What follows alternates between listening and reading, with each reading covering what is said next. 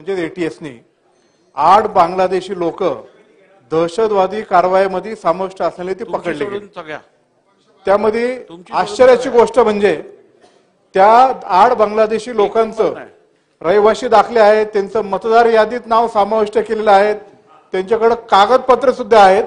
आणि म्हणून ह्या सगळ्या नेक्सस मध्ये नेमकी कोण समाविष्ट आहे, कशा प्रकारे हे सगळे बोडस ऑपरेटिव्ह आहेत, याच्या बाबतीत जुन्नर तालुक्यामध्ये म्हणजे छत्रपती शिवाजी महाराजांच्या जन्मभूमीपर्यंत असे दहशतवादी लोक ग्रामीण भागात जर रुजले गेले असतील तर याच्यावर अत्यंत सखोल पद्धतीने कारवाई करावी।